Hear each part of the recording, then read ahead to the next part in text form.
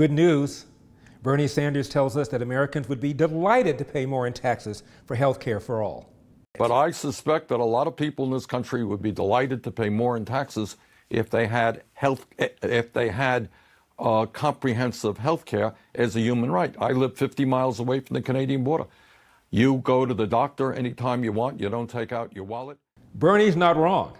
According to a poll by Kaiser, 71% of Americans, 71%, said they'd be willing to pay more in taxes for health care for all. However, what Bernie doesn't tell you is that support craters when people are informed a few other things, such as A, Bernie Sanders' plan would completely eliminate private health care, and B, you're probably going to have to wait longer, you're probably going to have to face rationing, there'll probably be a decline in the quality of health care. After that, the support pretty much disappears. One more point. Understand something. Remember Obamacare was supposed to solve all our health care problems? Obamacare was nothing more than a step towards their ultimate goal, which is single payer. Listen to what Obama said in 2003. That's no reason why the United States of America, the wealthiest country in the history of the world, spending 14% of its gross national product on health care, cannot provide basic health insurance to everybody. And that's what Jim's talking about when he says everybody in, nobody out. A single payer health care plan, universal health care plan. That's what I'd like to see. Then Senate Majority Leader Harry Reid said the same thing. In an interview with the Las Vegas newspaper, he was asked whether or not Obamacare was the end-all, be-all. He said no. The goal is single payer. So did the former chair of the DNC, Howard Dean. He also said we can't get there right away. We have to do it in steps, but our goal is single payer. Do not be deluded. That's what the goal was all along. One more point about Medicare for all when Bernie Sanders says Americans would be satisfied having a single payer system. He's not wrong, but Americans right now are satisfied with their health care. Take a look at this chart from Gallup. 78% who are vets or get their health care through the VA are satisfied. 77% are satisfied on Medicare, 75% on Medicaid, 71% union, 69% current or former employer. This is the kind of health care that Bernie Sanders' plan would eliminate. 65% are satisfied by the plan fully paid for by themselves or by family members. So, Americans as a whole are satisfied with the health care system, and what Bernie Sanders wants to do is destroy the private sector system that so many Americans are perfectly satisfied with. Recently, Alexandria Ocasio-Cortez was on ABC, and ABC's host, Jonathan Karl, sat there while she talked about health care for all, talked about college-free tuition, and talked about debt-free tuition, and talked about $15 minimum wage indexed to inflation. Jonathan Karl did not ask one question such as, who pays, how much, and will these programs actually achieve their designed objectives? Let's just look at college-free tuition and debt forgiveness.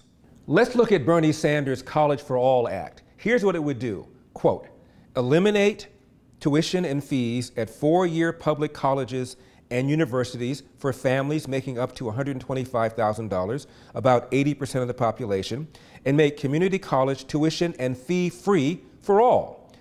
End of quote. What about the price tag?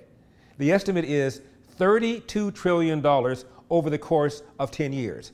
Here's what the Conservative Heritage Foundation said about this. Quote, high college costs, exacerbated by overgenerous federal lending policies, have encouraged more students to take on high levels of student loan debt. As a result, graduates often leave college unprepared to pursue their college and life goals and are saddled with a debt burden that limits their upward mobility.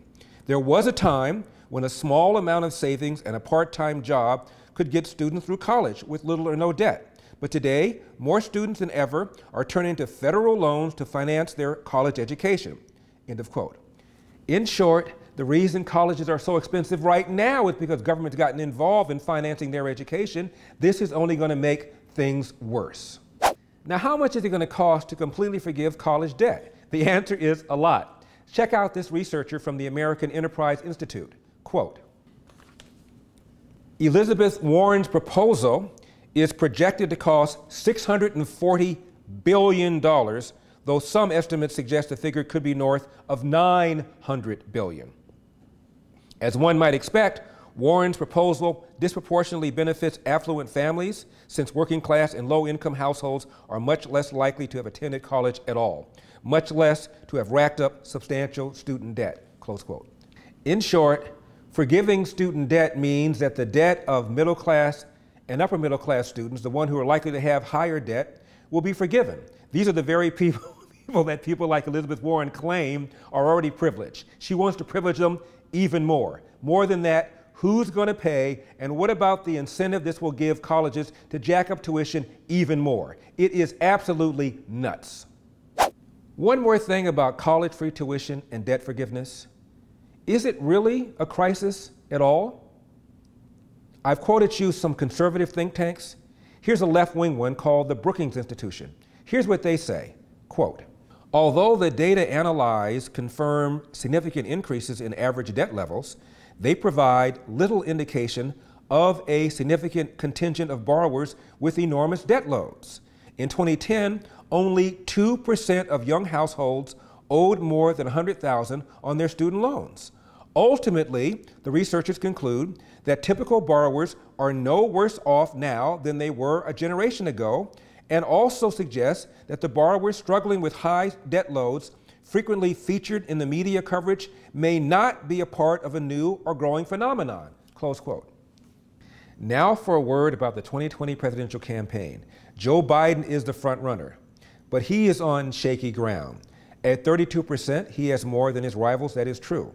But when you look at the numbers of Elizabeth Warren, of Mayor Pete, of Kamala Harris, and of Bernie Sanders, add them all together, it comes to almost 42%. Take a look at this graph. Why is it a problem for Joe Biden? It's a problem for Biden because Biden is the moderate in this race. He's not come out in favor of reparations. He's not come out in favor of Medicare for all. He's not come out in favor of a $15 minimum wage indexed to inflation. And for crying out loud, he's not come out in favor of abolishing ICE. These are going to be problems for Joe as he goes forward. These candidates are going to tear him up during the debates, and he's going to be forced to move further and further to the left. If he succeeds in getting the nomination, he's going to have to move back to the center without looking like a phony. Tough putt. Supposedly, we are hearing that Donald Trump's own internal polling shows him behind in the important battleground states. Let's assume the reports are true. And certainly we're seeing polls showing that the president is behind many of his rivals in many of these important states. Let me just remind you of something. At the same juncture in the 2016 campaign, candidate Donald J. Trump had 1% in the polls. O-N-E. And he won the nomination and he won the election. There's 18 months between now and November of 2020. Let's see what happens. Latest example of Trump derangement syndrome took place in Florida. Woman stabbed herself several times, told the authorities she was, quote, tired of living in Trump's country, close quote. I don't mean to laugh at her, but there are a lot of people that are suffering. Check this out.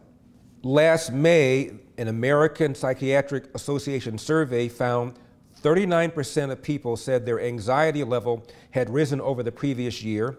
56% were either extremely anxious or somewhat anxious about, quote, the impact of politics on daily life.